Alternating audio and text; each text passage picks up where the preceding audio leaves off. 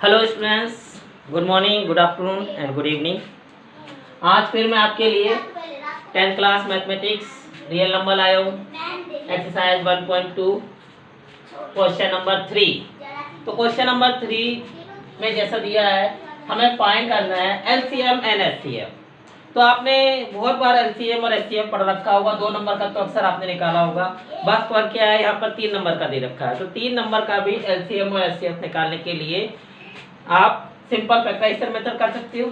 इसमें भी आपको गिवन है, method is given prime factorization method. तो प्राइम फैक्टराइजेशन मेथड यहाँ हम अप्लाई करेंगे। आपके पास 3 नंबर है, तीनों नंबर को हम एक टेबल बनाते हैं और टेबल में लिख देते हैं। जैसे कि यहाँ पर टेबल 12, अगला नंबर 15 और उससे अगला नंबर 21। तो इस तरीके से ये आपका लिख लिया। अब हम देखिए फर्स्ट नंबर आपका किस प्राइम नंबर से जा रहा है। स्मॉलेस्ट प्राइम नंबर आपका है 2, तो 2 से डिवाइड होगा। ये 2 से जो जो डिवाइड होगा उसको हम डिवाइड करेंगे, जो डिवाइड नहीं होगा उसको हम नहीं छेड़ेंगे, सेम एज इट इज उतार देंगे। तो देखिए 2 से 12 डिवाइड हो जाता है कितने पर, 6 टाइम पर आता है, तो 6 आ गया। 15 डिवाइड नहीं होता तो 15 डिवाइड नहीं करेंगे।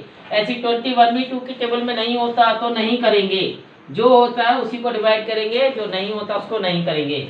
अब फिर देखिए फिर 2 से 6 डिवाइड होता है, तो 2 से 6 को करोगे तो 3 पे गया, 15 एजिटेड आ गया, 21 एजिटेड आ गया, कोई चेंज नहीं। अब देखिए अगला नंबर ये 3 से जब हम कर रहे हैं तो 3 से ये भी गया 1 पर, ये 5 पे गया, ये 7 पे गया, तीनों डिवाइड हुए हैं। तो जिस नंबर से तीनों डिवाइड होते हैं उसको सर्कल बनाते जाइए, जिससे सारे नंबर, तीनों नंबर, अगर 3 है तो 3, 4 तो 4, जितने सारे के सारे डिवाइड होते जाएं उस पे आप सर्कल बनाएंगे, क्योंकि वही आपका क्या होगा, एचसीएफ होगा। अब देखिए 5 आपका प्राइम नंबर है, तो 1 5 पे गया, 7 भी आपका प्राइम नंबर है। तो इस तरीके से जब तक तीनों नीचे 1 1 1 नहीं आता तब तक हम इसको रिपीट करते रहेंगे। तो आपको निकालना क्या है, सबसे पहले हम एचसीएफ निकालते हैं। एचसीएफ, तो एचसीएफ आपका क्या आ रहा है, देखिए सिर्फ एक ही नंबर है जिससे तीनों डिवाइड हुए, तो वही आपका क्या हो जाएगा, एचसीएफ आ गया। एचसीएफ आ गया। अब एलसीएम के लिए हम क्या करते हैं, एलसीएम क्या होता है आपका, एचसीएफ हाईएस्ट कॉमन फैक्टर, और एलसीएम होता है लीस्ट कॉमन मल्टीप्लायर। मल्टीप्लायर यानी कि ये सारे के सारे मल्टीप्लाई करेंगे। तो यहाँ पर देखिए 2 जो भी प्राइम नंबर आएंगे मल्टीप्लाई बाय 2, 3 5 7, तो 3 5 7 मल्टीप्लाई कर लिया। अब इनको मल्टीप्लाई करोगे तो कितना आ जाएगा, 4 पे आएगा, 2 2 जा 4 होता है, मल्टीप्लाई 3 5 जा 15, मल्टीप्लाई 7 सिंगल है, फिर इसको आप करोगे 15 4 जा 60, मल्टीप्लाई 7, और ये आपका आंसर आ जाएगा 420। तो ये क्या है आपका, ये आपका एलसीएम आ गया, और एलसीएम आपका आ जाएगा 420 और एचसीएफ आपका आ गया 3।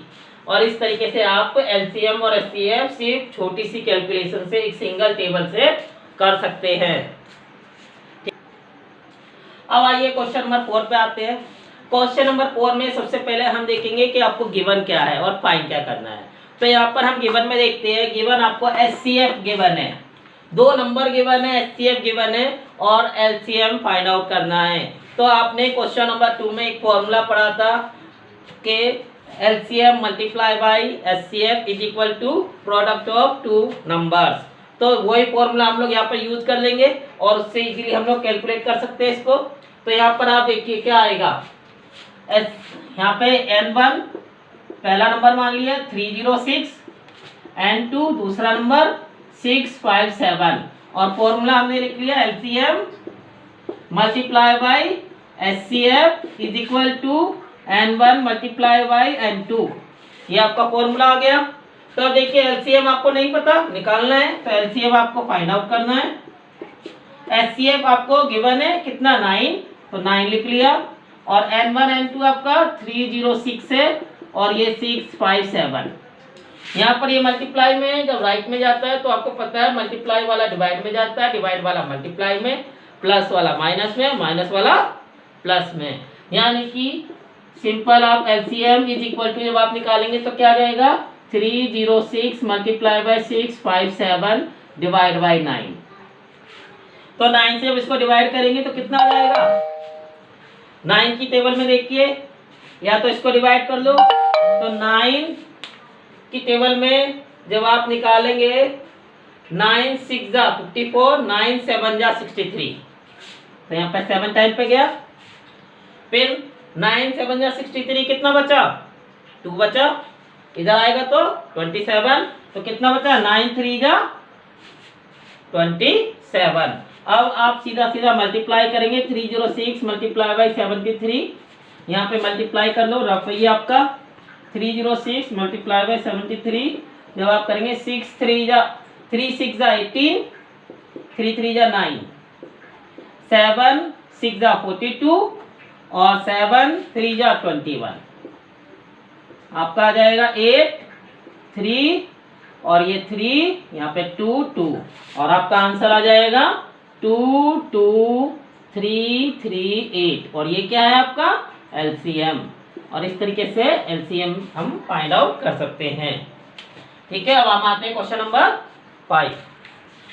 तो क्वेश्चन नंबर 5 में देखिए, आपको दे रखा है check whether 6n can end with the digit 0। तो आपको ये चेक करना है कि जो 6 की पावर n है ये कभी 0 पे इसके एंड में आएगा या नहीं आएगा। तो आपको ये ध्यान रखना है कि 0 किस में आता है? 0 आपका 10 20 30, यानी कि जो 10 के मल्टीपल्स होते हैं उसमें आता है। तो अगर हम बात करते हैं 10 को हम कैसे लिख सकते हैं? 2 इंटू 5, ये इसके फैक्टर होते हैं। तो आप लिखोगे बिकॉज द फैक्टर ऑफ 6 की पावर n क्या लिख सकते हैं हम? 2 की पावर n मल्टीप्लाई बाई 3 की पावर n, ये आपके फैक्टर हो गए। 2 की पावर n 3 की पावर n कैसे आ गए? तो देखिए 2 और 3 के जब फैक्टर आप 6 में निकाल सकते हैं, तो जब इसको ओपन करेंगे तो क्या देगा? 2 की पावर n 3 की पावर n। अब लेकिन हमें क्या चाहिए?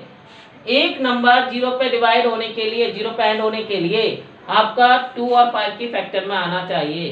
तो आप चेक करोगे because it has no factor in form of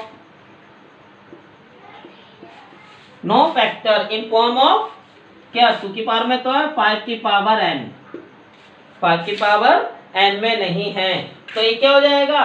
ये 0 पे एंड नहीं होगा। तो आप लिखोगे इट विल नॉट एंड 6 की पावर n विल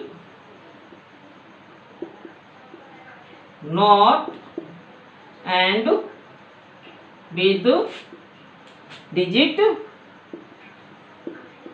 0, 0 पे n नहीं होगा क्योंकि इसमें 5 की पावर n नहीं है।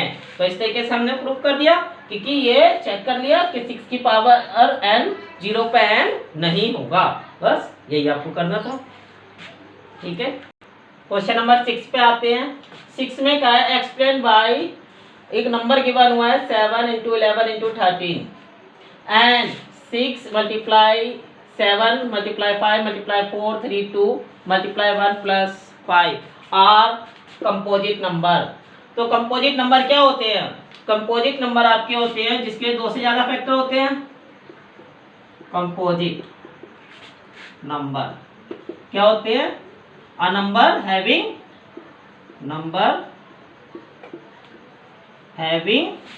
more than 2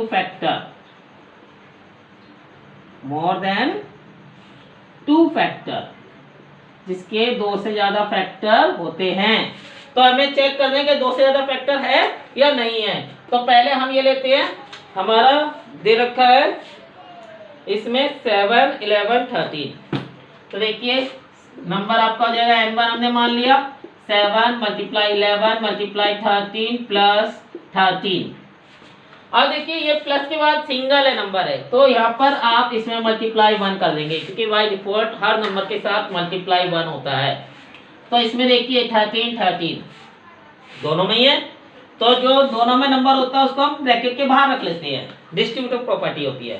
तो यहाँ पर क्या हो जाएगा? 7 मल्टीप्लाई 11 बचा, 13 से इसको डिवाइड कर दिया तो 7 11 बचेगा, 13 बन जा 13 प्लस यहाँ पर कितना बचा? 1, इसको डिवाइड करेंगे तो 1।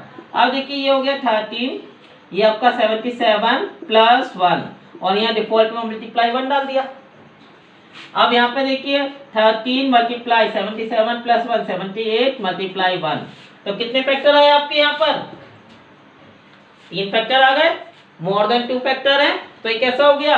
कंपोजिट। तो आप लिखोगे because it has more than 2 factor,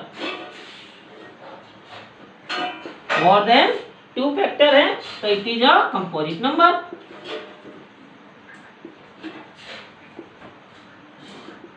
it is a composite number. Proof हो गया। सेम आप इसमें कर सकते हैं। इसमें आपका 5 कॉमन आ रहा है तो 5 कॉमन आ जाएगा, एक फैक्टर हो जाएगा 5, फिर इनको मल्टीप्लाई करो 1 के साथ ऐड करो और फिर बाई डिफॉल्ट 1 होगा तो आपके 3 फैक्टर आ जाएंगे। तो ये जैसे ये कराया सेम आप इसको करके देखिए, ये आपका होमवर्क में। Thank you very much.